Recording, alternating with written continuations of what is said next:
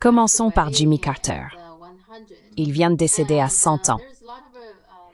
Il y a beaucoup de discussions et de rapports sur sa mort en Chine parce que c'est lui qui a établi une relation diplomatique officielle entre la République populaire de Chine et les États-Unis. Il est donc important dans ce sens. Il a également été très clair. Il a en fait une annonce au public américain à la télévision, donc tout est enregistré, qu'il a dit qu'il n'y a qu'une seule Chine et que Taïwan fait partie de la Chine. Cela a été diffusé en continu en Chine. Quelle est votre évaluation? En Chine, il est considéré très positivement dans ce sens. Il a contribué positivement à la relation entre les deux pays. Quelle est donc votre opinion, votre évaluation de Jimmy Carter?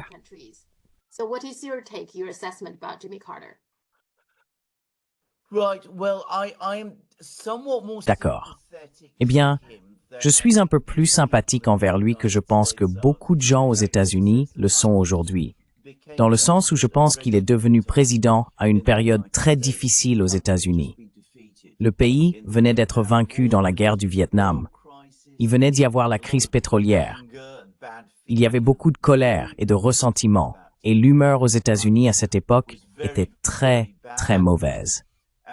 Et c'est exactement la même période où les néoconservateurs se sont organisés et ont préparé leur riposte massive qui a finalement conduit à leur prise de contrôle réussie du gouvernement américain.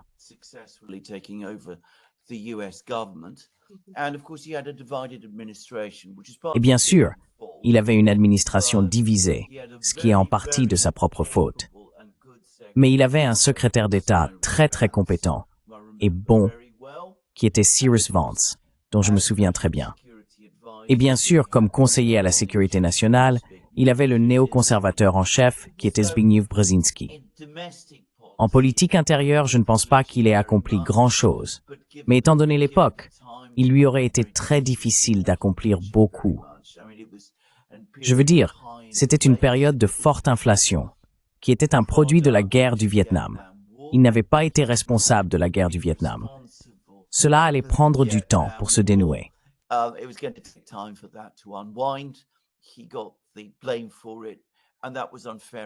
Il a été blâmé pour cela, et c'était injuste pour lui. Il a finalement très bien géré la relation avec la Chine. Il avait une compréhension claire des réalités. Il avait un respect sincère pour le peuple chinois, ce qui est rare parmi les politiciens américains, surtout à cette époque. Je veux dire, c'est étrange de dire cela, mais je me souviens que dans les années 1970, il y avait encore au Congrès un soi-disant lobby chinois très fort. Or, ce n'était pas un lobby chinois, c'était un lobby anti-chinois. Et l'une de ses figures les plus en vue était, croyez-le ou non, Madame Chiang Kai-shek, qui était encore vivante à cette époque.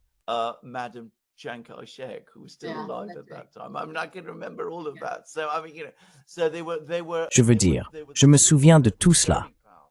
Donc ils étaient toujours là, ils étaient très puissants, ils tiraient toutes les ficelles possibles pour empêcher l'établissement de relations diplomatiques. Mais Carter lui-même avait une véritable affection pour le peuple chinois. Il avait un passé dans l'agriculture, et la Chine est une puissance agricole importante. Il avait une sorte d'affinité avec cela, je pense. Je ne pense pas que ce soit une exagération. Et de toute façon, il a finalement réussi. Et à mon avis, c'était le plus grand accomplissement de sa présidence, et pas un petit d'ailleurs. Le reste de sa politique étrangère, je dois le dire, je pense qu'elle a été infructueuse.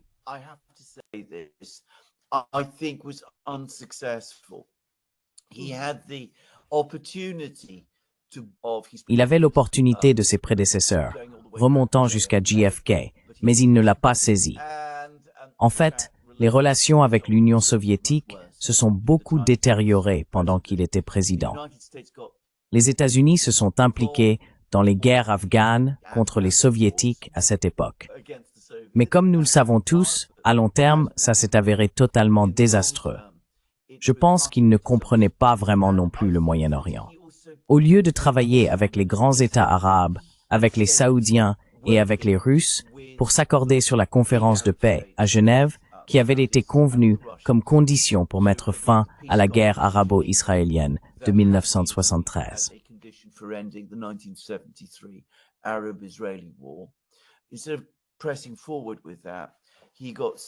Au lieu de poursuivre cela, il s'est laissé distraire par cette politique de paix séparée entre l'Égypte et Israël, ce qui est une victoire diplomatique facile, mais à long terme, un désastre, à mon avis, gâchant la meilleure opportunité de paix entre les États arabes et Israël et la meilleure opportunité de résoudre le problème palestinien. C'était, comme je l'ai dit, la conférence de paix à laquelle tout le monde avait accepté de se rendre à Genève. Et le résultat est la situation catastrophique au Moyen-Orient que nous avons aujourd'hui.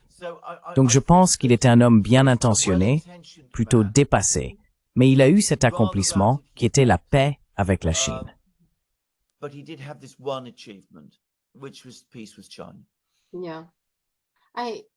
Oui, je l'ai vu une fois quand j'étais à l'université Emory. Il est venu donner un discours. Vous savez, Emory est en Géorgie, à Atlanta, donc c'est là qu'il est basé. Le Carter Center est basé à Atlanta. Il est venu nous parler.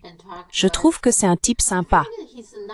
En fait, je pense qu'en tant que personne, il est plus sympathique que, par exemple, Biden.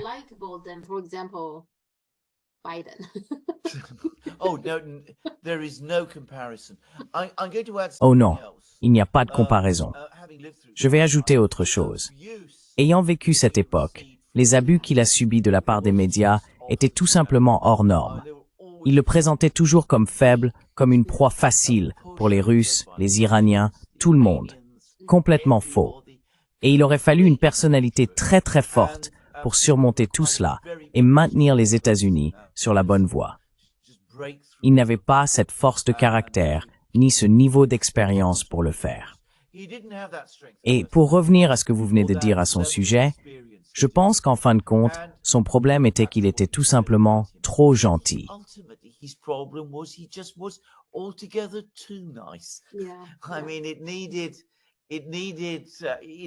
Je veux dire, pour réussir en tant que président à cette époque, il fallait être soit quelqu'un avec le charisme incroyable et la brutalité politique de JFK, soit avoir les personnalités tout aussi impitoyables, totalement corrompues, tordues et sournoises que Lyndon Johnson et Richard Nixon avaient toutes deux. Mais ils ont néanmoins accompli beaucoup de choses en tant que président. Il était tout simplement trop gentil, trop direct, trop honnête et trop innocent pour être président à cette époque, ou en fait à tout moment depuis. Oui.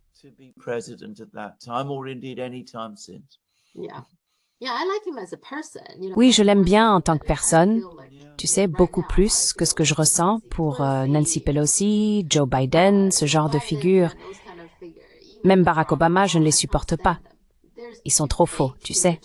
Peut-être que c'est ce qu'il faut, je ne sais pas.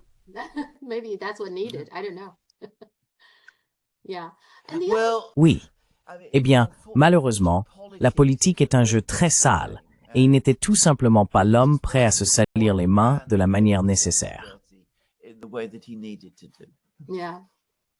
Oui. Une autre chose. N'est-il pas vrai que le conseiller à la sécurité nationale n'était pas si important jusqu'à l'époque de Nixon, lorsque Kissinger est devenu le sien? Est-ce qui s'est passé avec le conseiller à la sécurité nationale?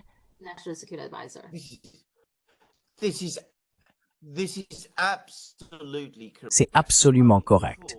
Avant, si vous parlez des périodes précédentes, Truman, Eisenhower, Kennedy, Johnson, la figure clé était toujours le secrétaire d'État. Il était responsable de la politique étrangère. Puis Nixon a décidé essentiellement qu'il serait son propre secrétaire d'État. Son secrétaire d'État initial était un homme appelé William Rogers, que personne ne prenait très au sérieux. Il avait besoin de quelqu'un pour lui fournir une aide intellectuelle. Il a choisi Henry Kissinger, l'un des individus les plus impitoyables, cyniques et corrompus, et en même temps très intelligent, à entrer dans le gouvernement américain. Kissinger a entrepris presque dès le premier moment de saper Rogers, ce dans quoi il a complètement réussi. Et à mi-mandat de la présidence de Nixon, le conseiller à la sécurité nationale était une figure bien plus puissante que le secrétaire d'État.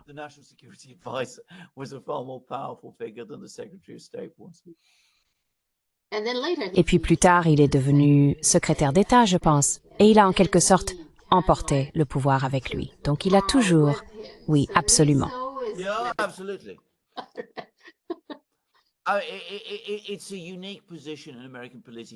C'est une position unique dans l'histoire politique américaine, où Kissinger a combiné les rôles de secrétaire d'État et de conseiller à la sécurité nationale. Mais il a toujours été plus conseiller à la sécurité nationale que secrétaire d'État. J'ajouterais que pendant la brève période de la présidence de Gerald Ford, c'était évidemment Kissinger qui dirigeait tout en termes de politique étrangère.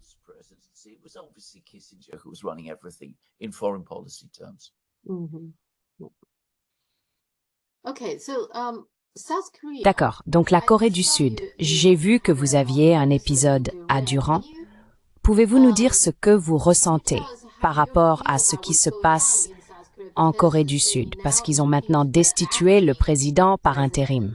Oui, et donc c'est le chaos total en ce moment. Alors, que se passe-t-il?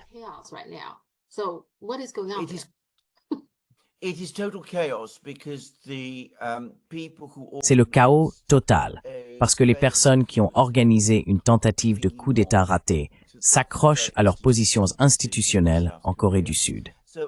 Nous avons donc eu un vote du Parlement pour destituer le président qui a annoncé le décret de loi martiale. Le président lui-même et son successeur, en tant que président par intérim, qui est membre du parti du président, refusent de pourvoir les postes vacants à la Cour constitutionnelle, qui doit statuer sur la légalité de la destitution.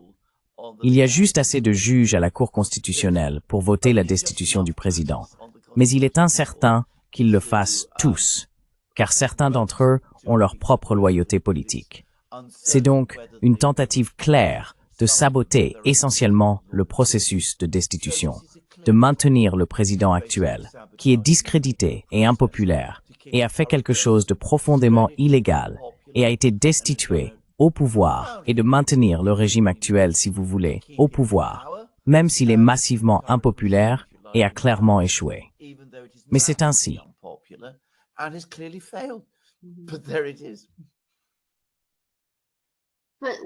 Mais que va-t-il se passer? Ça va être chaotique pendant un certain temps en Corée du Sud, on dirait. Oui. Eh bien, il me semble que la Corée du Sud n'a actuellement pas de gouvernement efficace parce que le président actuel n'a ni autorité ni prestige. Il est profondément impopulaire dans le pays. Le président par intérim a été destitué et a dû démissionner. Oui. Le ministre des Finances va prendre le relais, mais il est aussi du parti du président. C'est le même petit groupe de personnes qui essaient de garder le contrôle du pays. Ils ne sont pas vraiment capables de gouverner. Ils n'autorisent pas les élections parce qu'ils savent que si des élections avaient lieu, l'opposition gagnerait de manière écrasante. Le résultat est ce que nous appelons en Grèce la stase, une situation où tout est bloqué et rien ne peut bouger. Dans la théorie politique grecque, et je parle de la théorie politique grecque antique, ce que des gens comme Aristote écrivaient, c'est la pire condition possible pour un État.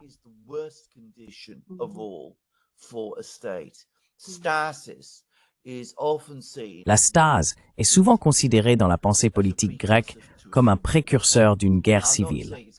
Maintenant, je ne dis pas que cela va en arriver là en Corée du Sud, mais c'est une situation très très mauvaise. Et il faut se demander pourquoi. Pourquoi font-ils cela? Eh bien, il doit y avoir des explications à cela. Et je soupçonne que la raison est qu'ils réalisent que le groupe de personnes impliquées dans le coup d'État était beaucoup plus large que ce qu'on nous a dit.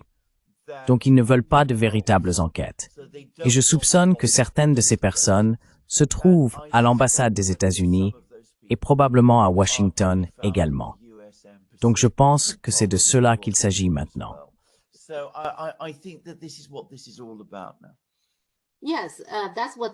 Oui, c'est ce que disent les médias chinois et certains analystes. La raison pour laquelle Jung s'accroche encore est qu'il croit avoir le soutien des États-Unis. C'est en partie sur cela qu'il comptait. Oui. Absolument. Il y a eu plusieurs crashs d'avions. Commençons donc par celui de l'Azerbaïdjan. Est-ce vrai? Il semble qu'il ait été abattu par la Russie par erreur. Est-ce ce qui s'est passé?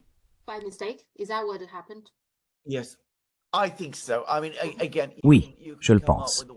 Je veux dire encore une fois, on peut proposer toutes sortes de théories alternatives, et certaines personnes le font. Mais l'explication la plus probable est que l'avion se dirigeait vers Grozny, qui est la capitale de la Tchétchénie, qui fait bien sûr partie de la Russie. Grozny était attaqué par des drones ukrainiens, y compris autour de la zone de l'aéroport. Les défenses aériennes russes étaient compréhensiblement actives. Au milieu de tout cela, cet avion de passagers a volé, et il est probable qu'il ait été mitraillé et que certains de ses systèmes aient été brouillés, ce qui a finalement causé son crash. C'est donc une tragédie. Maintenant, Poutine a téléphoné au président de l'Azerbaïdjan et s'est excusé. Il a fourni une explication.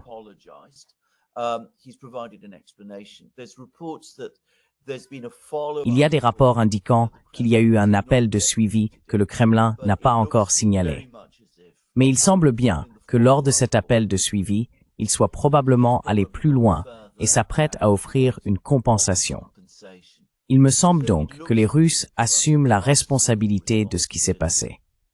C'est le genre de choses qui arrivent en temps de guerre. C'est un événement tragique. Il faut être très désolé pour les personnes impliquées. Le président de l'Azerbaïdjan fait des remarques désobligeantes sur les Russes, ce qui est probablement ce à quoi on pourrait s'attendre dans cette situation. Je pense que dans peu de temps, cet incident sera clos. Je n'ai pas vraiment grand-chose de plus à dire à ce sujet, en fait.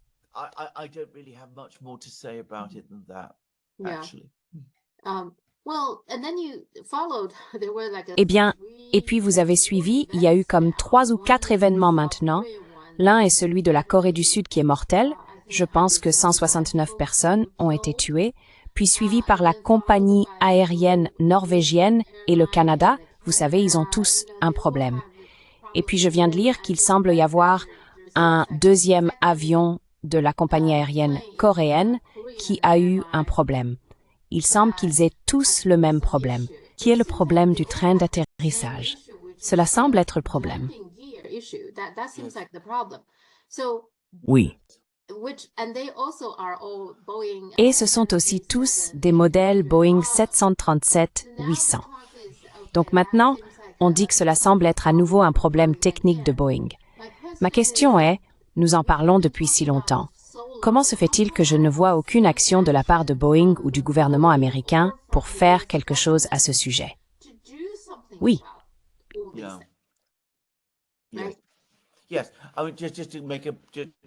Oui, juste pour faire un point rapide. Je veux dire, l'avion azerbaïdjanais est un Embraer, un avion brésilien, complètement différent de tous les autres. D'ailleurs, j'ai oublié de mentionner que les pilotes qui le pilotaient étaient russes. Ils étaient des ressortissants russes. Tous deux ont été tués. Juste un détail mineur. Mais les autres sont, comme vous le dites à juste titre, tous des Boeing 737. Boeing a perdu son chemin il y a des années, et rien de ce qui a été fait n'a résolu le problème, parce qu'il a perdu son expertise technologique et industrielle. Il a suivi le chemin de tant d'entreprises américaines, se concentrant sur l'ingénierie financière plutôt que sur l'ingénierie réelle.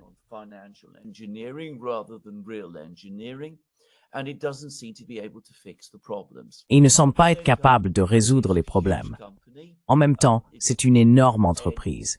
C'est une entreprise d'une importance énorme en termes de système industriel américain et de complexe militaro-industriel américain. Donc, elle ne peut pas être fermée. On ne peut pas la laisser échouer.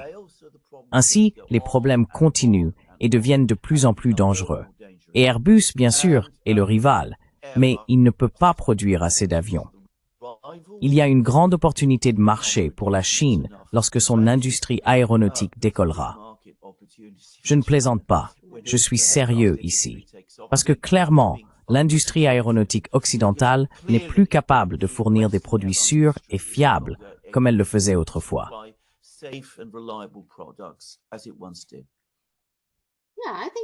Oui, je pense qu'au lieu de parler autant de ramener ceci et cela, pourquoi ne réparent-ils pas les choses qu'ils ont déjà? Comme Boeing, n'est-ce pas? Pourquoi ne les répartent-ils pas?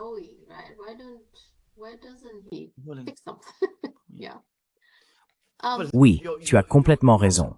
Tu as absolument raison à ce sujet. Je veux dire, ça devrait être la priorité. Réorganiser les écoles d'ingénieurs, faire travailler des ingénieurs compétents, voire à réorganiser la gestion dans ces entreprises. Oui, oui. Pas. Ça prend du temps. Il faut un programme de 10 à 20 ans pour y parvenir. La Chine peut le faire. L'Amérique? L'Amérique d'aujourd'hui?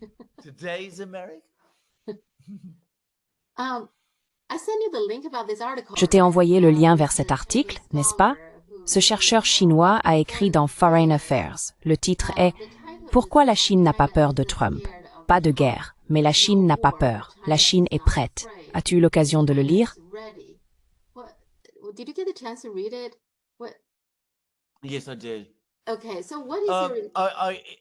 Oui, c'est exactement ce que je ressens en lisant ces parties des médias chinois auxquels j'ai accès. Car, bien sûr, je ne parle pas et ne peux pas lire le chinois. Je dois donc baser mes opinions sur ce que disent les médias chinois en langue anglaise. Ce qui est, oui, je pense que les Chinois peuvent voir que Trump arrive.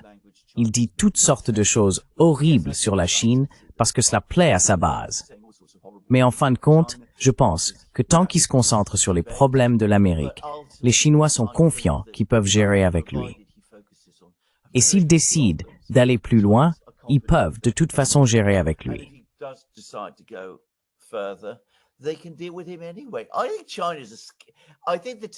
Je pense que le titre de l'article est un peu trompeur en fait. Je ne pense pas que la Chine ait peur de qui que ce soit, franchement. Je veux dire, je pense qu'il y a beaucoup de gens qui ont peur de la Chine, parfois à juste titre. Je veux dire, je pense que vous savez, si vous êtes à Taïwan, un séparatiste, peut-être devriez-vous avoir peur de la Chine, mais je ne pense pas que la Chine elle-même ait peur de qui que ce soit en ce moment. Je ne vois aucun signe qu'elle le soit. Pourquoi aurait-il peur de Donald Trump? Oui, c'est Londres, le centre de Londres, et nous ne pouvons plus obtenir d'Internet fiable. D'accord, oui.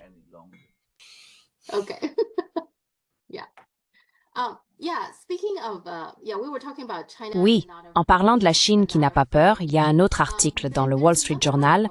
Le titre est Raimondo, qui est Gina Raimondo, n'est-ce pas? Gina Raimondo, la secrétaire au commerce. Raimondo dit que freiner la Chine dans la course aux puces est une fausse mission. Donc, d'après cet article, ce que vous pouvez lire, c'est qu'elle dit essentiellement que c'est presque une erreur de limiter l'exportation de puces américaines. Les États-Unis devraient plutôt investir. Je veux dire, n'est-ce pas assez clair, assez évident?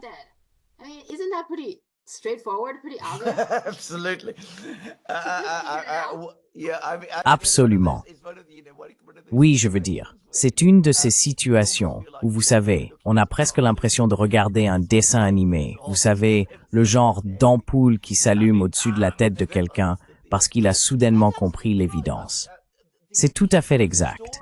Je veux dire, l'histoire de l'administration Biden, ce sont ces restrictions ridicules sur l'obtention par la Chine de puces avancées, qui stimulent le développement de l'industrie des puces en Chine, et un échec complet, absolu et total des États-Unis ou de l'administration Biden à réellement promouvoir le développement de l'industrie des microprocesseurs aux États-Unis.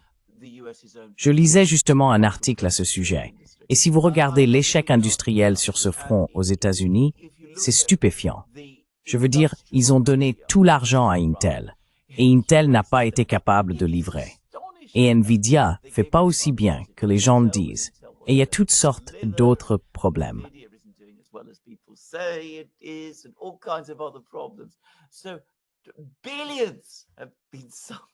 Donc, des milliards ont été engloutis dans cela, et il n'y a absolument rien à montrer pour cela. Au fait, je lisais aussi sur les voitures électriques.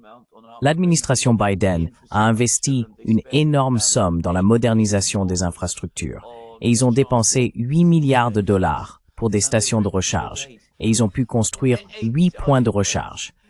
Donc c'est 1 milliard par arrêt de recharge. Je veux dire, je ne dis pas que ce sont les seuls qui existent aux États-Unis. Évidemment, les entreprises elles-mêmes les ont construits, mais le gouvernement américain a pu en produire 8.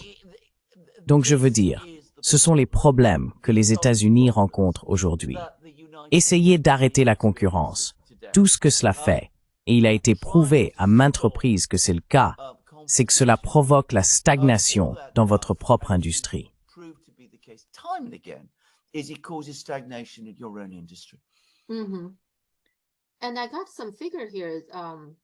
Et j'ai quelques chiffres ici.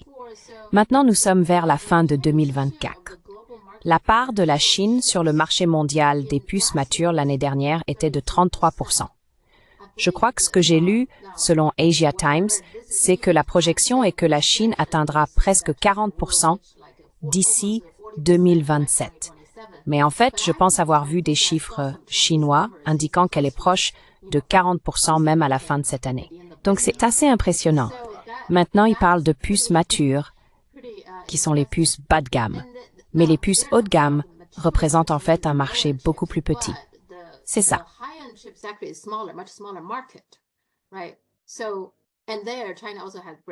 Donc, et là, la Chine a également des avancées. L'autre chiffre concerne les chiffres du commerce. Ainsi, malgré tant de restrictions ici et là, des sanctions générées en novembre 2024, le commerce avec les États-Unis a augmenté de 4,2%, avec une augmentation des exportations de la Chine vers les États-Unis de 4,9% et des importations des États-Unis vers la Chine de 2,9%. Cela signifie, vous savez, avec tout ce discours sur la guerre technologique et la guerre commerciale, cela ne semble pas la ralentir. Peut-être que cela l'a un peu ralenti. Mais peut-on dire jusqu'à présent qu'elle a échoué, la guerre commerciale, la guerre technologique?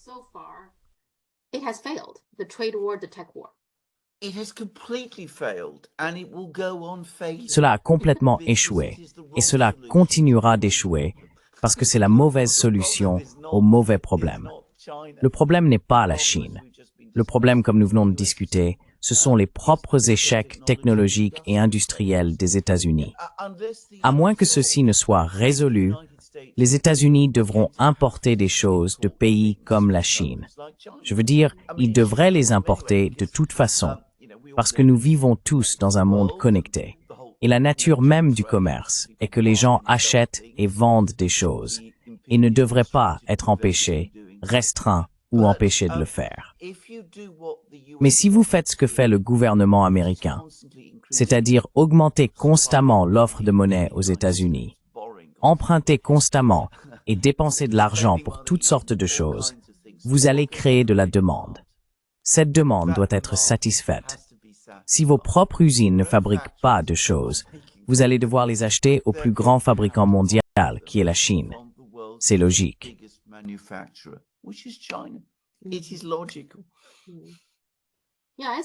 Oui, je pense toujours que la tâche de Trump est vraiment de se concentrer davantage à l'intérieur des États-Unis, vous savez, sans être distrait par tout cela. Oui, absolument. Nous parlerons de la Chine plus tard.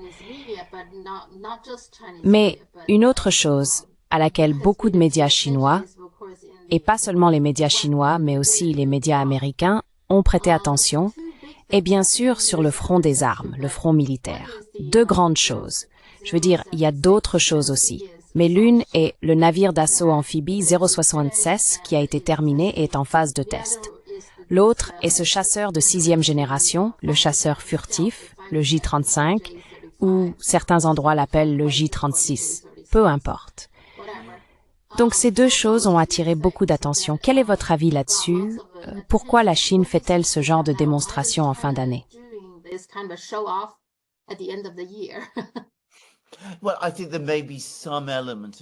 Eh bien, je pense qu'il peut y avoir un élément de cela, mais je ne pense pas que ce soit énorme.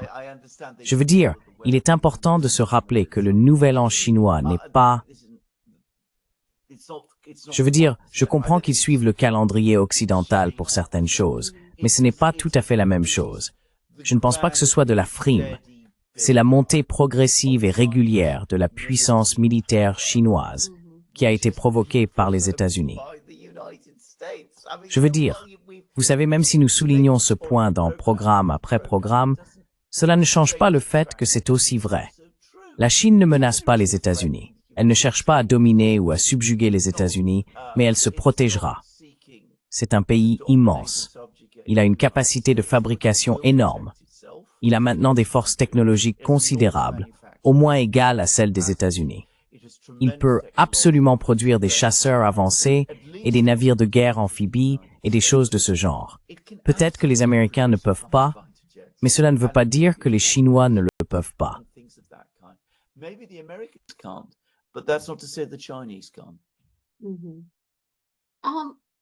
J'ai fait un épisode pour mon public chinois à propos de ce J, vous savez, toujours la 6e génération, donc j'essayais de l'apprendre moi-même. Que signifie chaque génération de chasseurs? Une chose que j'ai remarquée, et que je trouve être un concept important que nous devons comprendre, c'est que les États-Unis ont le monopole et le contrôle sur de nombreuses définitions. Donc, quand je regardais les différentes générations, j'ai remarqué que la première génération liste ce que les États-Unis ont produit et ce que les Soviétiques ont produit. Il n'y a aucune mention de l'Allemagne. Mais la réalité est que le tout premier chasseur à réaction était en fait allemand. Ils l'ont utilisé pendant la Seconde Guerre mondiale. On pourrait penser que, vous savez, passer de l'étape 0 à 1 est l'étape la plus importante. Mais le chasseur allemand n'était même pas mentionné dans aucune de ces générations. Je me dis juste, ok, ce n'est pas unique. Les États-Unis aiment définir et contrôler la définition de beaucoup de choses, n'est-ce pas?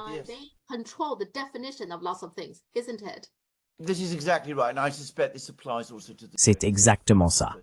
Et je soupçonne que ça s'applique aussi au J35 ou 36 ou peu importe. Je ne suis pas un expert sur ces générations de chasseurs, puis-je le dire tout de suite. Mais ce que je soupçonne, c'est que les Chinois, comme les Russes d'ailleurs, ne s'appliquent pas ces normes à eux-mêmes. Ils ont un besoin, ils ont besoin d'une capacité et ils la produisent. C'est aussi simple que ça. Je ne pense pas qu'ils se disent, eh bien, vous savez, nous devons développer un avion qui coche toutes ces cases américaines particulières. Je ne pense pas que cela fonctionne de cette manière.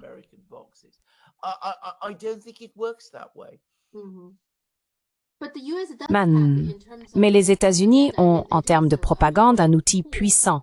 Je veux dire, ce sont les États-Unis qui définissent ce qu'est la démocratie, par exemple, et ce qu'est la liberté, n'est-ce pas? Et donc, je trouve que souvent, ils ont l'avantage dans le sens où ils vous critiquent toujours, et vous savez, la Chine ceci et la Chine cela. C'est parce qu'ils ont le monopole de la définition.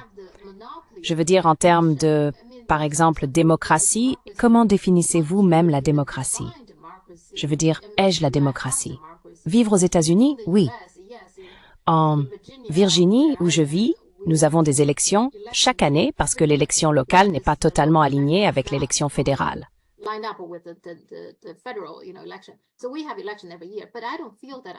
Nous avons donc des élections chaque année, mais je ne me sens pas bien représentée. Mon député, par exemple, ne se soucie absolument pas de ce que je ressens à propos de quoi que ce soit. Les États-Unis sont ceux qui contrôlent la définition de la démocratie. Donc, les États-Unis peuvent dire que vous êtes un pays démocratique ou que vous ne l'êtes pas. C'est entièrement une sorte de... Les États-Unis ont ce pouvoir, ce monopole. C'est un outil assez puissant.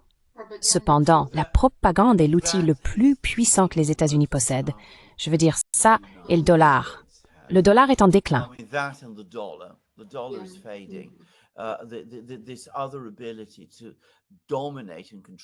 Cette autre capacité à dominer et contrôler le récit reste son atout politique le plus important. Et pour le moment, elle n'a été contestée que très marginalement. Donc, pour revenir à votre définition, le point que vous soulevez à propos de la démocratie, vous avez non seulement absolument raison, mais vous pouvez voir la manière dont elle est mal utilisée. Je veux dire, une élection roumaine est annulée. Personne ne se plaint ou ne dit rien à ce sujet. Je veux dire, d'une manière qui, une fois dans l'Union européenne, aurait été pour moi inconcevable. Personne ne dit que c'est une attaque contre la démocratie, c'est une défense de la démocratie. Et en Corée du Sud, le président sud-coréen essaye d'arrêter ses opposants politiques, de dissoudre le Parlement et de gouverner par décret.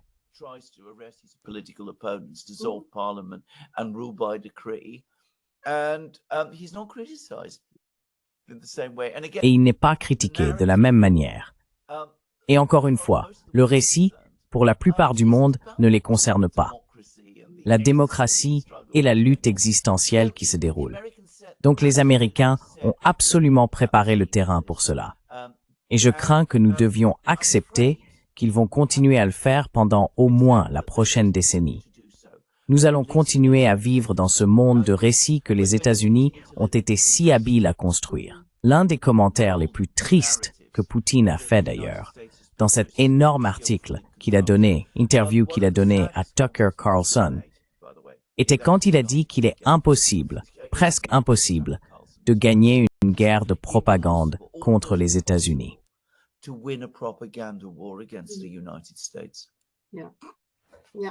Oui, oui. C'est juste un peu surprenant pour moi que même sur des sujets comme la définition d'un avion de chasse de première génération, qui est si important, vous savez, l'Allemagne a contribué à une étape si importante et ce n'est même pas mentionné. Non, je sais, complètement vrai. Je veux dire, il mentionnait les Français et les Britanniques, vous savez, qui ne sont pas aussi importants que les Allemands. Non, non. Le chasseur allemand, le Messerschmitt 262. Je me souviens avoir parlé à quelqu'un qui l'a rencontré au combat d'ailleurs, et ils en étaient assez impressionnés à juste titre. C'était apparemment de loin le chasseur le plus avancé de son époque. Oui. Mais bien sûr, il n'apparaît nulle part dans les générations. Oui.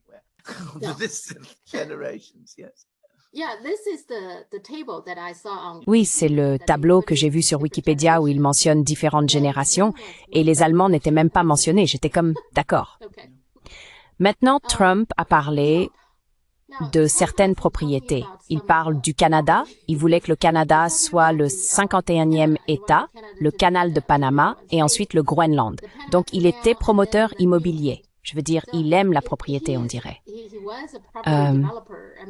Pouvons-nous prendre tout cela au sérieux? Oui, je pense que nous pouvons, si nous le comprenons correctement. Yes, I think we can. If we understand it correctly. I mean, it's typical Trump. It's unbelievably cruel. Je veux dire, c'est typique de Trump. C'est incroyablement grossier. C'est en fait brutalement grossier. Cela traite les autres pays avec un degré extraordinaire de mépris. Personne au Groenland ne désire rejoindre les États-Unis. Le Danemark a déjà dit que pour eux, le Groenland n'est pas à vendre. Et pourtant, vous savez, il continue. Trump et ses gens continuent d'en parler. La façon dont Trump parle du Mexique est vraiment horrible. Surtout si vous connaissez l'histoire des relations américano-mexicaines. C'est horrible, la façon dont il parle. Et la façon dont il parle du Canada est également brutale. Je ne pense pas qu'il le pense exactement comme il le dit.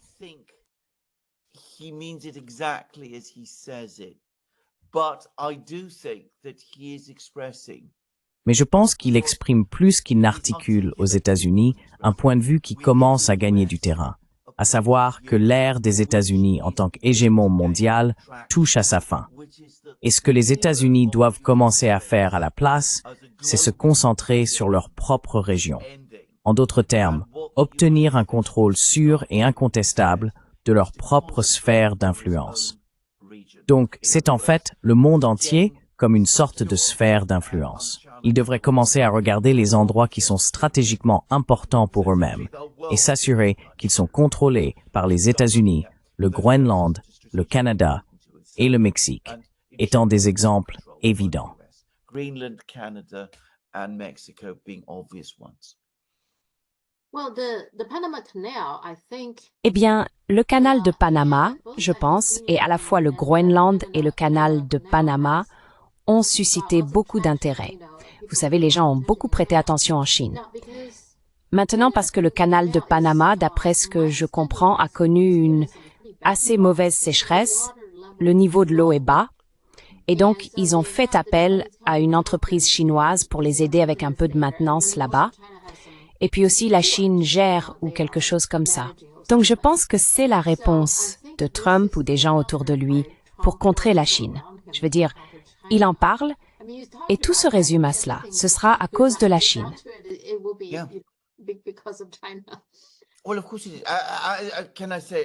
Eh bien, bien sûr que c'est le cas. Puis-je dire, je le répète, et c'est exactement de cela qu'il s'agit. Maintenant, le Groenland, géographiquement, apparemment, c'est une chose complètement arbitraire. Mais il est considéré comme faisant partie de l'Amérique du Nord plutôt que de l'Europe, même s'il a été découvert bien avant le reste de l'Amérique du Nord. Donc, vous savez, ici, vous avez les Chinois, et ils font des choses dans une partie de l'Amérique du Nord. C'est évidemment une menace pour les États-Unis, donc ils doivent en prendre le contrôle dans le cadre de leur sphère d'influence. Je suis donc absolument sûr que c'est le cœur de ce problème. Le canal de Panama a évidemment une importance militaire significative, car il permet aux États-Unis de déplacer leur flotte de l'Atlantique au Pacifique et vice-versa.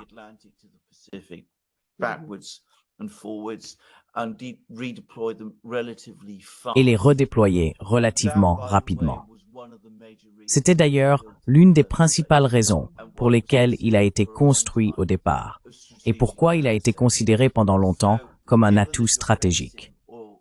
Donc, étant donné que vous vous dites que vous faites face à un grand défi naval de la part de la Chine, vous voulez pouvoir le faire en toute sécurité et vous assurer que le canal ne vous sera pas fermé par un gouvernement indépendant au Panama qui souhaite de bonnes relations avec la Chine.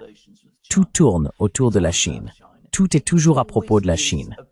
Tout ce que font les États-Unis concerne la Chine. Les Américains, comme je l'ai dit auparavant, ont la Chine en tête. Les Chinois doivent comprendre cela.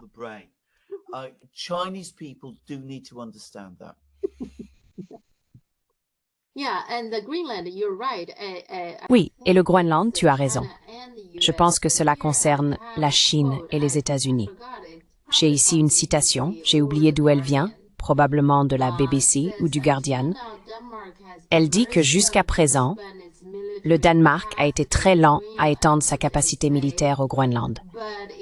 Mais si le pays n'est pas en mesure de protéger les eaux autour du territoire contre les empiètements de la Chine et de la Russie, les demandes des États-Unis pour un plus grand contrôle risquent d'augmenter. Donc c'est de cela qu'il s'agit, je suppose.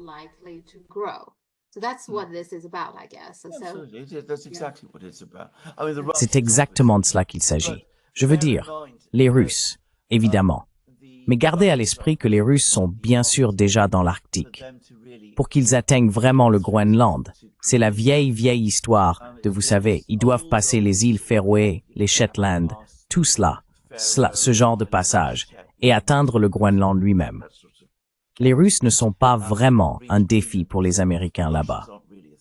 Mais la pénétration économique chinoise au Groenland, c'est absolument le genre de choses qui empêche les dirigeants américains de dormir la nuit.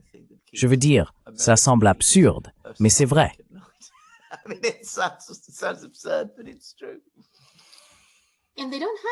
Et ils n'ont plus cela. Ils parlaient autrefois de la liberté de navigation. Ils disaient, OK, nous avons besoin, vous savez, de la liberté de navigation. Mais maintenant, il est très clair qu'il s'agit d'empiètement, vous savez, par la Chine et la Russie. Bien sûr que c'est le cas. La liberté de navigation, c'est quand les États-Unis le font. Les menaces à la paix mondiale, c'est quand la Chine et la Russie le font, surtout quand c'est la Chine qui le fait. Oui. Eh bien, dans ce cas, puisque Trump semble très intéressé par toutes ces propriétés, peut-on dire que Trump est toujours un impérialiste? Il n'est pas tellement intéressé par faire la guerre, mais il veut toujours le contrôle. Il veut toujours l'expansion, n'est-ce pas?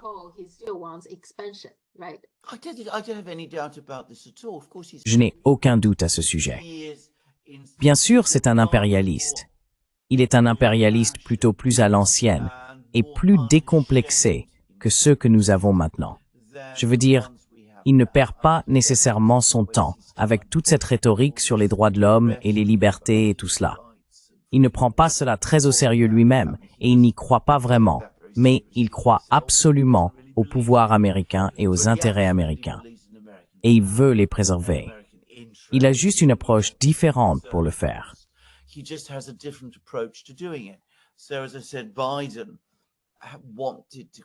Donc, comme je l'ai dit, Biden voulait créer cette alliance mondiale de soi-disant démocratie des pays que les États-Unis ont choisis et décidés comme étant des démocraties, qu'ils allaient lancer contre l'axe des autocraties, ce qui signifie bien sûr la Chine et ses amis. Ils pensaient en termes de grande lutte mondiale, avec une composante idéologique très forte. Trump n'est pas intéressé par l'idéologie. Il voit les choses en termes d'intérêt brut et de pouvoir. Il dit, voici où se trouvent les États-Unis. Nous devons contrôler tous ces territoires autour du Canada, du Mexique, du canal de Panama, du Groenland et d'autres endroits, sans aucun doute. Et c'est évidemment une vision impérialiste. Mais d'une certaine manière, cela fonctionne à un niveau quelque peu moins grandiose que celui des néoconservateurs.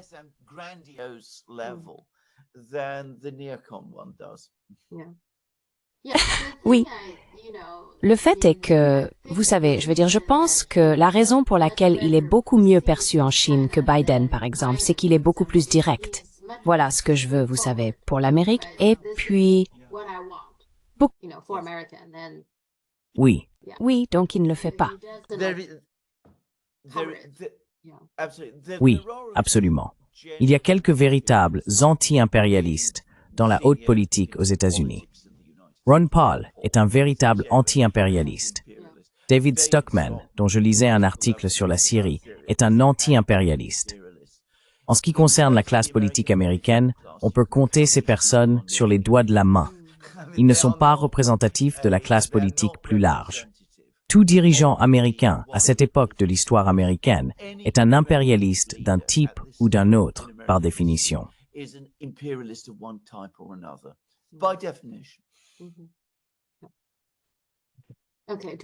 D'accord, parlons de l'Europe. Le nouveau président de la Géorgie a été investi, mais le président sortant a refusé de démissionner. Comment ça fonctionne-t-il?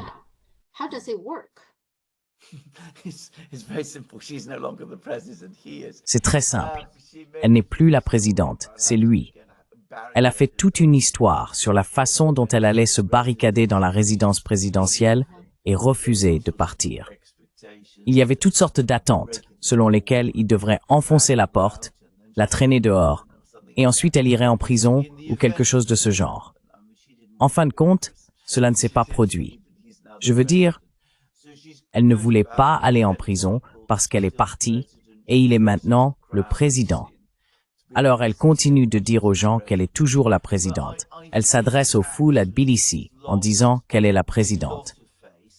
Mais je pense qu'en réalité, elle a beaucoup perdu la face.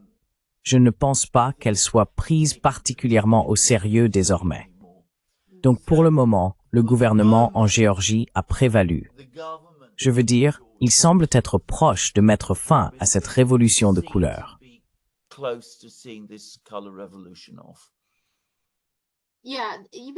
Oui, même en Occident, il ne semble pas qu'ils aient fait comme avec le Venezuela en refusant de reconnaître le président élu. Non, c'est vrai, ils ne l'ont pas fait. Je veux dire, ils ont été silencieux, n'est-ce pas? C'est comme s'ils...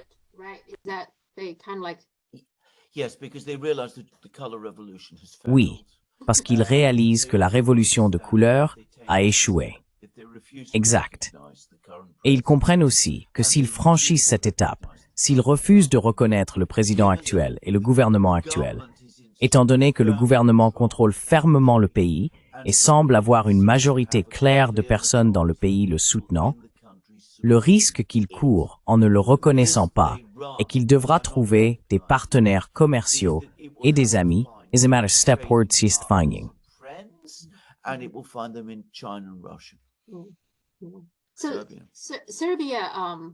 Donc, la Serbie, je ne savais pas en fait que la Serbie a un grand gisement de lithium, ce qui rend la situation encore plus compliquée. Mais de toute façon, les médias chinois ont dit que tout ce qui se passe en Serbie est parce que George Soros est derrière cela. Maintenant, j'ai aussi lu récemment que George Soros est interdit en Russie, au Pakistan, en Turquie, en Hongrie, en Pologne et aux Philippines, apparemment. Mais ensuite, quelqu'un a réfuté cela, disant que ce n'est pas vrai. Ce n'est pas vrai. Néanmoins, je pense que George Soros est une personne extrêmement dangereuse. Pouvez-vous parler un peu de la dernière fois où vous avez parlé de Paul Wolfowitz comme étant la personne de l'État profond? Et je pense que Soros est comme ça. En plus, il est aussi un mondialiste, n'est-ce pas? Oui.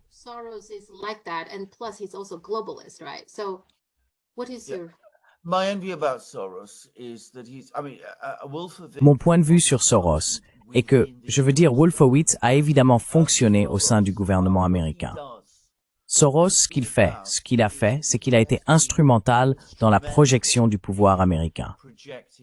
Maintenant, il y a beaucoup d'incertitudes et de mystères autour de Soros, et je ne vais pas essayer de les démêler moi-même. Mais ce qui s'est essentiellement passé, c'est qu'au cours des années 1970, il y a eu une série d'enquêtes aux États-Unis sur la CIA et ses activités en raison de toutes sortes de scandales qui avaient émergé dans les années 1960 et au début des années 1970. Et les opérations de la CIA devaient être réduites. Mais ce qui s'est passé en pratique, c'est que la CIA a continué à opérer exactement de la même manière qu'auparavant, mais a commencé de plus en plus à utiliser diverses agences privées et individus comme couverture pour ses activités.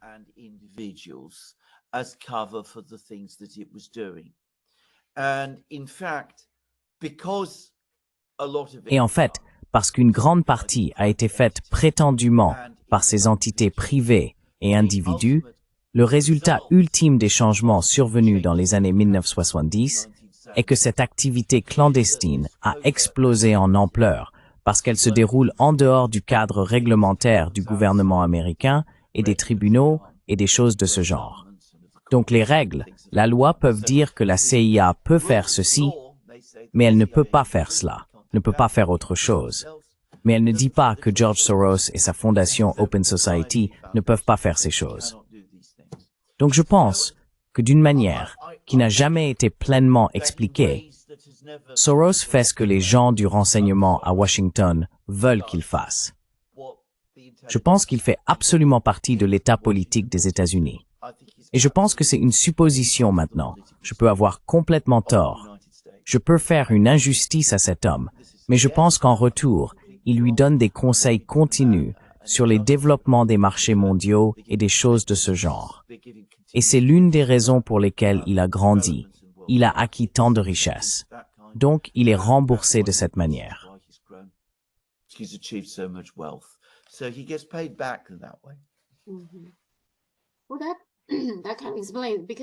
Eh bien, cela peut s'expliquer parce que je me suis toujours posé des questions à ce sujet. Il ressemble à un homme d'affaires, vous savez, un banquier ou un investisseur ou quelque chose comme ça, mais très impliqué dans la politique de différents pays, n'est-ce pas, à travers sa Open Society. Et un peu comme une révolution de couleurs, l'une après l'autre, il semble qu'il soit toujours là, d'une manière ou d'une autre, vous savez. Mais cela a probablement du sens, oui.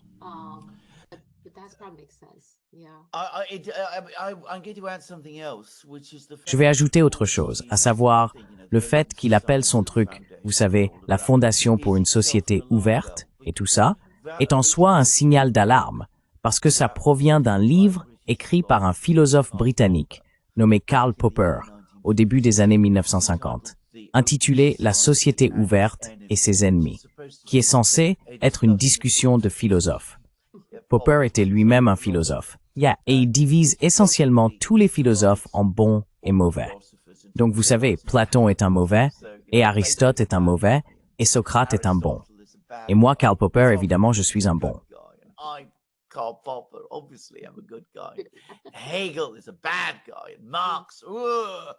Hegel est un mauvais gars. Marx, il est très mauvais. Donc je veux dire, il fait ça. Et vous savez, il a créé ce concept de société ouverte, pour lequel il n'y a pas de véritable définition. Mais vous savez, tout le monde à travers l'histoire soit le soutient, soit s'y oppose. Et ce sont les ennemis. Et nous sommes les gens qu'ils promeuvent. Donc c'est assez bien connu au moins que les personnes qui ont financé ce livre étaient la CIA. Je dis juste. Donc je veux dire, cela vous ramène déjà à un événement qui a eu lieu pendant la guerre froide. C'était essentiellement un livre anticommuniste, anti-soviétique, anti-marxiste. Anti-communist, anti-Soviet book, anti-Marxist book. Il cherchait essentiellement à discréditer le marxisme en suggérant qu'il s'opposait à cette merveilleuse chose appelée la société ouverte. La CIA était fortement impliquée dans ce genre de choses à l'époque. Je veux dire, elle essayait de développer une sorte de front intellectuel, un front d'intellectuels contre le marxisme. Et il me semble qu'un projet de la CIA fonctionne sur le dos d'un autre projet de la CIA. Donc, les États-Unis, comme je l'ai dit, sont responsables. La CIA est responsable de tout ce concept de société ouverte. Et l'un de leurs, ne l'appelons pas un agent, mais quelqu'un qui est proche d'eux, vient et le promeut en leur nom dans les conditions différentes d'aujourd'hui.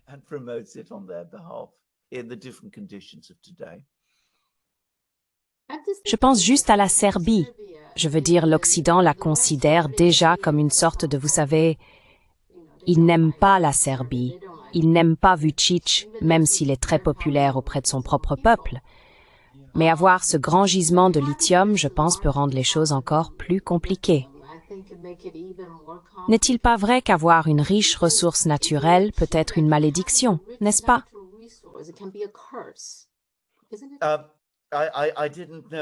Je ne savais pas d'ailleurs pour le lithium en Serbie, alors merci pour ça. Mais non, je pense que c'est une énorme malédiction. C'est l'une des raisons pour lesquelles il y a eu cet intérêt très malsain pour l'Ukraine, par exemple. Et le Moyen-Orient. Et le Moyen-Orient et la Russie. Je veux dire, la Russie avec ses énormes ressources naturelles. Maintenant, Madeleine Albright a toujours nié avoir dit qu'il était injuste que la Russie ait une telle surabondance de ressources naturelles et qu'elle devait être partagée de manière plus équitable. Elle a toujours dit qu'elle ne l'avait jamais dit, mais j'ai entendu d'autres personnes insister sur le fait qu'elle l'avait fait.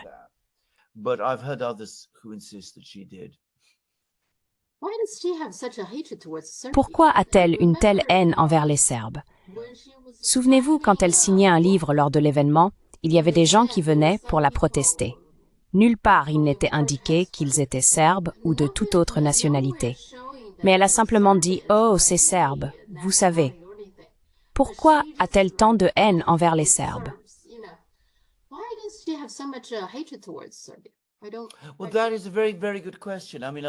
Eh bien, c'est une très, très bonne question. Je veux dire, beaucoup de gens l'expliquent par le fait que Madeleine Albright est d'origine juive. Sa famille venait de Tchécoslovaquie. Elle a été très affectée par l'histoire de l'Holocauste.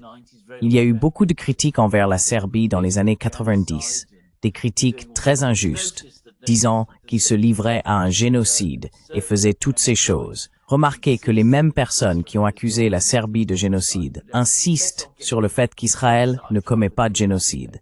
Mais ne nous laissons pas distraire par tout cela aujourd'hui. Donc, beaucoup de gens disent qu'elle voyait les Serbes comme, vous savez, la suite des nazis. Maintenant, il y a peut-être une part de vérité là-dedans, dans le monde mental d'Albright, sur lequel je ne suis pas particulièrement bien informé. Fondamentalement, la raison est qu'elle est une néoconservatrice. Les néoconservateurs américains insistent pour que chaque pays dans le monde suive les ordres américains. La Serbie ne suit pas les ordres américains, et c'est suffisant pour qu'ils détestent ces pays.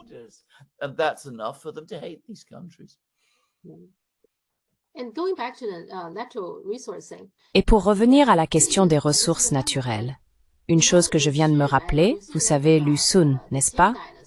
Lu Xun a écrit sur la dynastie Qing. Ce qu'il disait, c'est que la chute de la dynastie Qing n'est pas due à sa pauvreté. À l'époque, je pense que la dynastie Qing, si on parle de PIB, avait probablement un tiers du PIB mondial ou quelque chose comme ça. Ce qu'il disait, c'est que si vous êtes riche, que vous soyez riche en or et en argent ou en ressources naturelles, peu importe avec quoi vous êtes riche, vous feriez mieux d'être fort parce que la dynastie Qing était riche, mais elle n'était pas forte. Donc, quand vous êtes riche, vous êtes essentiellement un gros agneau gras à abattre et à manger. Si vous êtes riche, vous feriez mieux d'être un loup ou un tigre.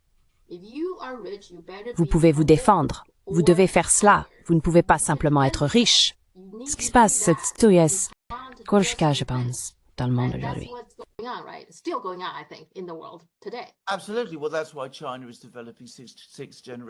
Absolument.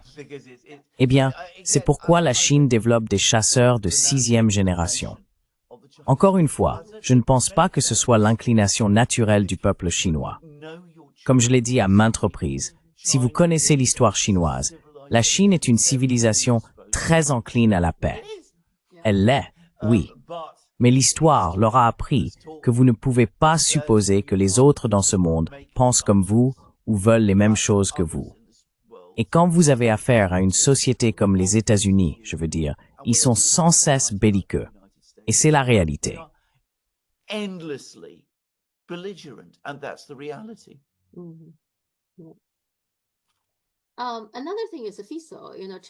autre chose est que Fico, le Premier ministre tchèque, a visité Moscou.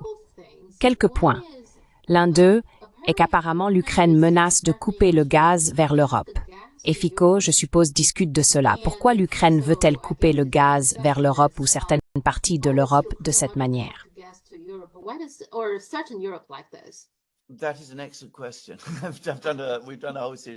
C'est une excellente question. Nous avons fait toute une série de programmes à ce sujet sur le durant. Je veux dire, logiquement, ça n'a absolument aucun sens. L'Ukraine a besoin de gaz. Ses systèmes de chauffage sont basés sur le gaz.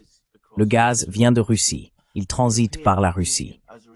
L'Union européenne, en raison d'un accord de longue date, achète plus de gaz aux Russes qu'elle n'en a réellement besoin ou envie. Et elle ferme les yeux pendant que les Ukrainiens prélèvent ce gaz qui passe de la Russie à travers l'Ukraine et l'utilisent pour eux-mêmes.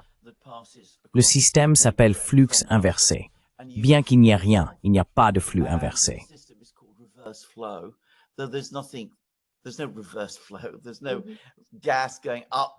Il n'y a pas de gaz qui monte dans les pipelines, alors que le gaz russe descend dans les pipelines. Cela ne fonctionne pas vraiment de cette manière. Mais de toute façon, c'est ce qui a permis de garder les foyers ukrainiens au chaud depuis au moins 10 ans maintenant. Donc arrêter le transfert de gaz russe à travers l'Ukraine va causer d'énormes dommages économiques à l'Ukraine. Et bien sûr, l'autre chose que les gens ne réalisent pas, c'est que les Russes payent l'Ukraine pour cela. Je veux dire, ils paient des frais de transit à l'Ukraine, ce qui contribue de manière significative au budget de l'Ukraine. Donc ça n'a absolument aucun sens pour les Ukrainiens de faire cela en ce moment.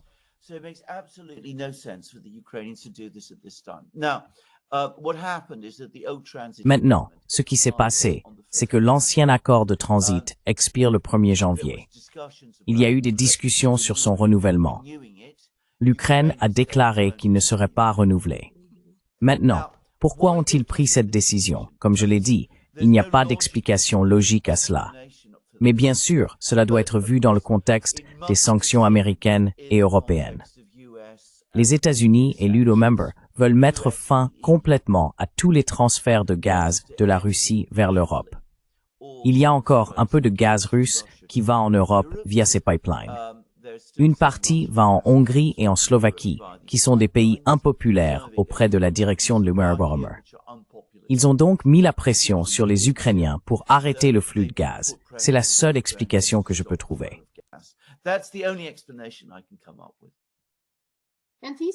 Et cela est certain de couper l'électricité de l'Ukraine. Donc cela pourrait, vous savez, nuire à plusieurs pays. Oui.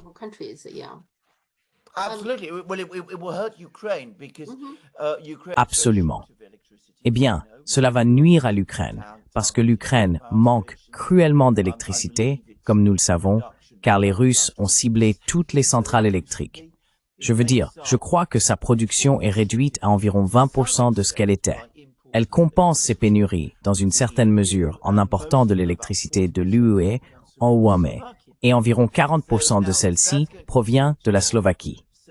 Donc maintenant, cela va être coupé. Donc la position énergétique de l'Ukraine dans son ensemble, sa position en électricité et en gaz à l'avenir, va sembler terrible. Mais vous savez, personne ne semble s'en inquiéter. Personne ne regarde au-delà. Ce n'est pas une bonne idée pour l'UMNPOEV non plus, car il y a des pénuries de gaz dans l'UMMR. Cet hiver s'est avéré très froid. La quantité de gaz stocké dans les réserves a chuté très rapidement. Les prix du gaz en Europe augmentent. La dernière chose dont nous avons besoin en ce moment, ce sont plus d'interruptions de l'approvisionnement en gaz. Mais il semble que c'est ce que nous allons avoir.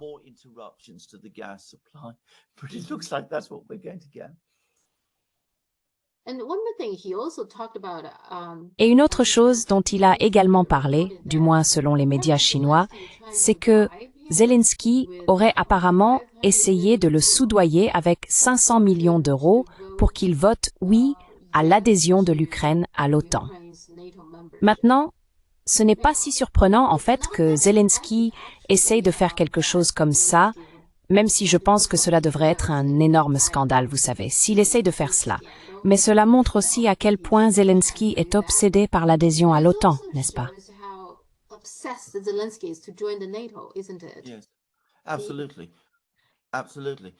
Oui, absolument. Ils veulent faire cela. Il est absolument obsédé par l'idée de rejoindre l'OTAN. Les Ukrainiens sont fixés sur l'adhésion à l'OTAN parce qu'ils pensent que c'est le seul moyen de gagner la guerre. Faire en sorte que l'OTAN combatte les Russes à leur place. Ils croient qu'ils doivent entrer dans l'OTAN pour y parvenir. Alors, il propose ces pots de vin incroyables. Cela vous montre à quel point toute cette affaire est devenue sordide.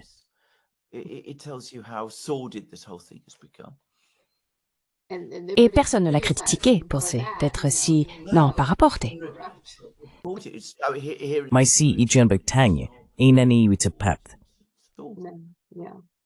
Oui, eh bien, mais cela nous montre aussi à quel point la situation est difficile parce qu'il est tellement obsédé par l'idée de rejoindre l'OTAN. Mais c'est la ligne rouge de la Russie. Oui, alors il est très difficile de trouver un compromis ou un terrain d'entente quelque part, n'est-ce pas? Donc,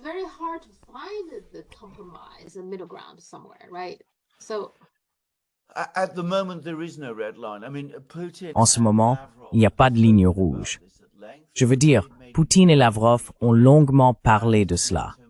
Ils ont clairement indiqué que l'adhésion de l'Ukraine à l'OTAN n'est pas quelque chose sur lequel ils sont prêts à céder. Ils ont insisté pour que cela ne se produise jamais.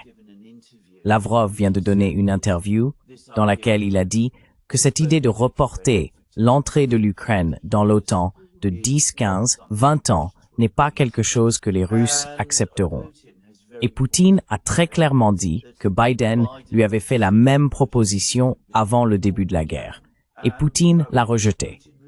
Il a dit « Vous me dites simplement que l'Ukraine rejoindra un jour l'OTAN, et je vous ai dit que c'est quelque chose que nous n'accepterons jamais. » Voilà.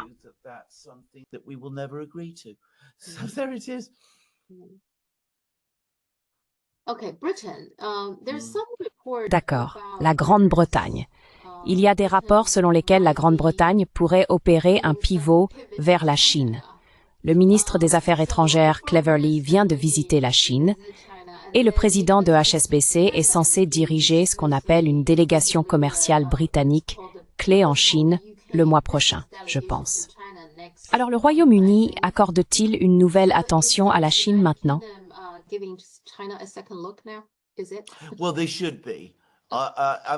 Eh bien, ils devraient l'être. Je veux dire, s'ils avaient 2 neurones à connecter, ce qui est douteux, ils devraient l'être.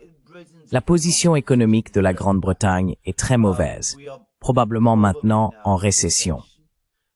Le niveau de vie, malgré certaines affirmations que vous verrez à certains endroits, est probablement encore en baisse.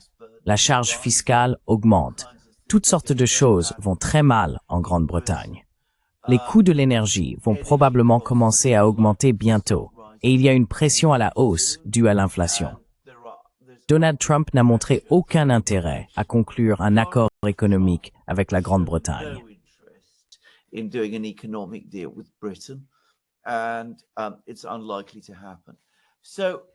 Et c'est peu probable que cela se produise. Alors, que faites-vous? Où regardez-vous? La Grande-Bretagne a un énorme problème de sous-investissement. Son économie est stagnante et en déclin. À l'époque, David Cameron et George Osborne, lorsqu'ils étaient premiers ministres et chanceliers, ont dit que la façon de redresser la Grande-Bretagne était d'établir une très bonne relation avec la Chine. Ils ont parlé d'un âge d'or dans les relations avec la Chine. L'idée était de positionner la Grande-Bretagne comme le point d'entrée en Europe pour les investissements et les entreprises chinoises, afin d'essayer de persuader les Chinois de venir en Grande-Bretagne. C'était une bonne idée. Elle n'a jamais été correctement suivie. Mais la logique qui les a poussés à chercher cela s'applique toujours. Et c'est ce que vous vous attendriez à ce que Starmer et Lamy et des personnes de ce genre veuillent faire.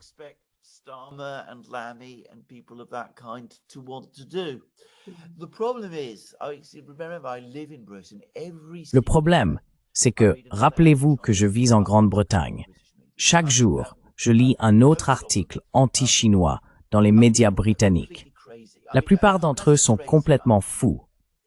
Quand je dis fous, je veux dire qu'il est difficile pour les gens en Chine de réaliser à quel point ces articles sont ridicules. Vous savez, quelqu'un a eu une aventure avec quelqu'un qui avait un lien avec la Chine. Cela prouve qu'il y a un vaste réseau d'espionnage chinois en activité. C'est à ce niveau de ridicule. Donc, j'aimerais penser que nous allons voir un renouveau de nos relations avec la Chine. Mais l'opposition à cela est extrêmement forte et très stratégiquement située au sein de l'establishment britannique.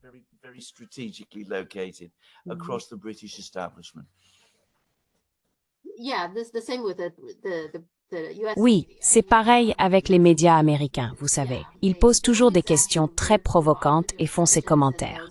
Et souvent, ce ne sont que des mensonges qu'ils répandent. Oui, la même chose là-bas, ce qui rend les choses difficiles pour les décideurs. Et certains législateurs y croient, n'est-ce pas? Et ils détestent vraiment la Chine et pensent que la Chine est une menace sérieuse, donc cela rend les décisions très difficiles. Et malheureusement, les médias traditionnels ont encore beaucoup d'influence sur ces personnes. Absolument. N'était-ce pas Boris Johnson qui essayait d'obtenir un accord, une sorte d'accord de libre-échange avec, à l'époque, je pense Trump ou avec quelqu'un, vous savez, avec les États-Unis, mais cela n'a pas abouti. Je veux dire, pourquoi cela? Pourquoi les États-Unis n'étaient-ils pas intéressés par un accord de libre-échange avec la Grande-Bretagne?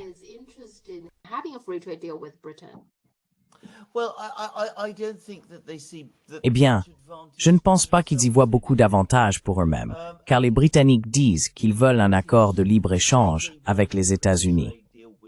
Mais les Britanniques ont toutes sortes de réglementations, d'idées et de préoccupations.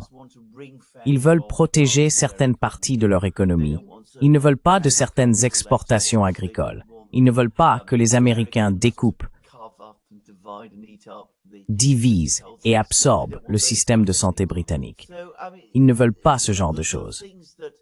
Donc, je veux dire, les choses qui intéresseraient le plus les États-Unis ne sont probablement pas vraiment attrayantes pour eux.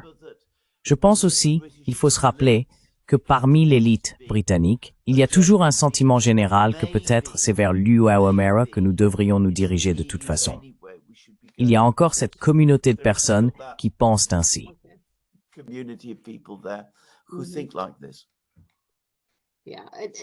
Oui. Ce que je trouve si intéressant avec les Britanniques, c'est que vous êtes tellement divisés sur cette question de l'UAE, n'est-ce pas? On dirait que c'est une division qui dure depuis toujours. C'est comme une division religieuse. C'est comme les protestants contre les catholiques. C'est les pro-européens contre les partisans du Brexit. Cela a complètement divisé la société britannique.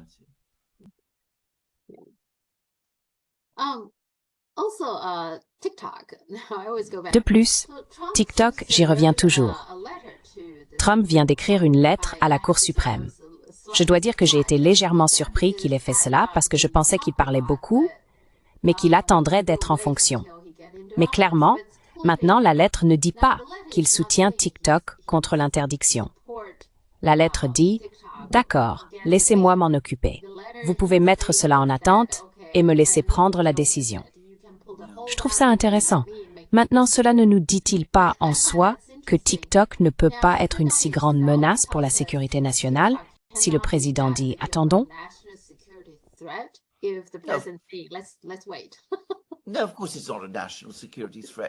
Non, bien sûr, c'est pas une menace pour la sécurité nationale. C'est une idée ridicule. Parce que rappelez-vous, c'est Trump qui a lancé toute la campagne contre TikTok au départ.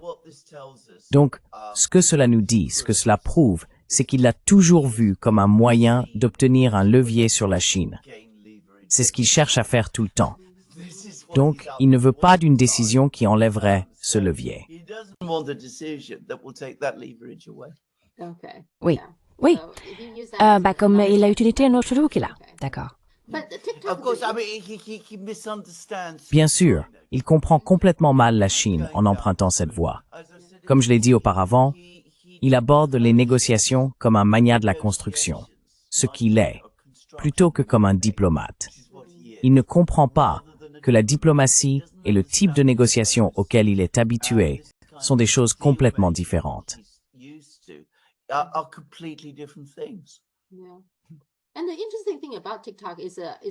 Et ce qui est intéressant avec TikTok, c'est que c'est sans précédent dans un sens.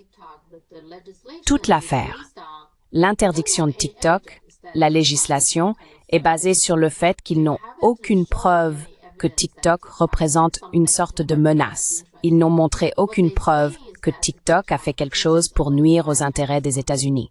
Ce qu'ils disent, c'est que TikTok, parce qu'il est détenu par une entreprise chinoise, a le potentiel de devenir une menace. Mais n'est-ce pas une règle fondamentale du système juridique occidental que vous ne pouvez pas accuser ou condamner quelqu'un avant que cela ne se produise, n'est-ce pas?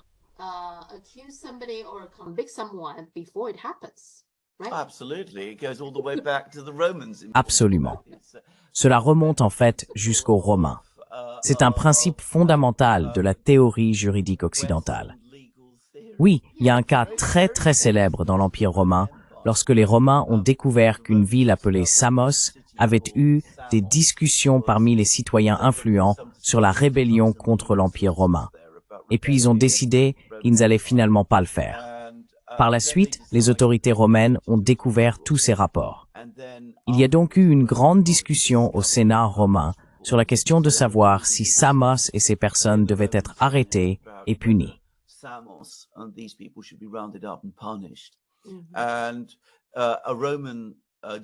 Et un juriste romain appelé Caton a dit c'est absurde.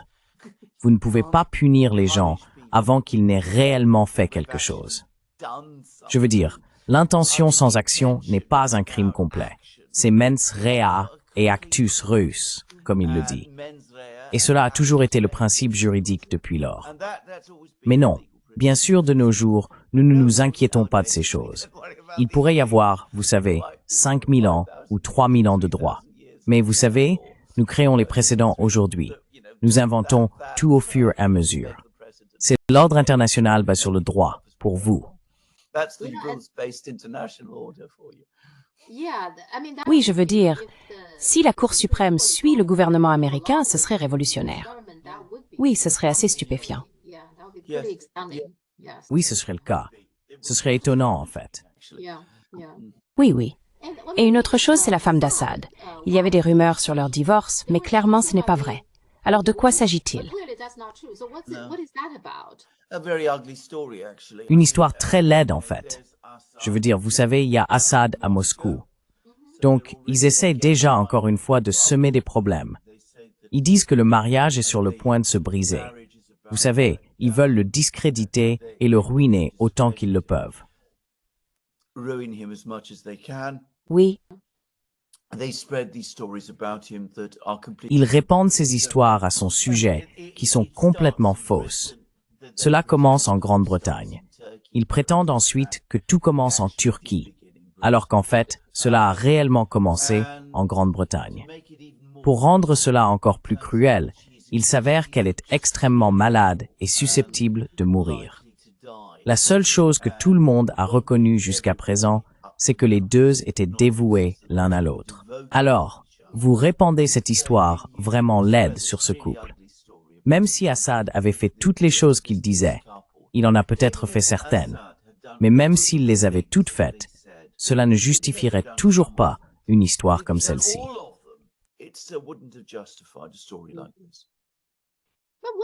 Mais quel est le but de répandre ce genre de rumeurs? Juste pour lui faire du mal pour le faire se sentir mal et terrible? Je veux dire, quel est l'objectif ici? Eh bien, c'est le cas. Mais je veux dire, c'est aussi très typique du style des médias britanniques. Selon les médias britanniques, Poutine et Xi Jinping sont morts de nombreuses fois. Juste pour dire. La quantité de maladies que Poutine a, Parkinson, cancer, sénilité, Alzheimer, problèmes cardiaques, il les a toutes.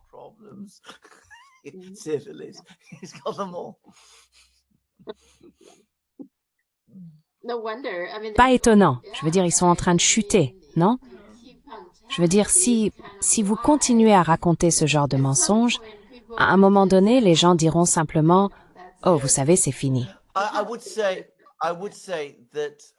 Je dirais que le public britannique est très très résilient face à ce genre de choses. Ils sont habitués à ce type d'histoire.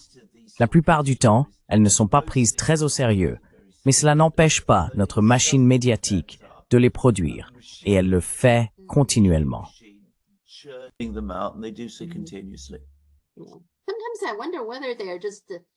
Parfois, je me demande s'ils ne font que des vœux pieux émotionnels, espérant que c'est juste. Par exemple, Hillary Clinton a un jour été dans une interview parlant de Poutine. Bien sûr, elle le déteste. Et elle a dit « Oh, regardez l'interview, vous savez, il parlait à quelqu'un. Quelque chose ne va pas chez lui. Il n'y avait rien de mal chez lui, je ne pense pas. Ce n'est pas normal. Il doit avoir un problème de santé, peu importe. Elle l'a juste inventé sur le moment. Vous savez. Correct. Alors je pense que c'est quelque chose d'émotionnel.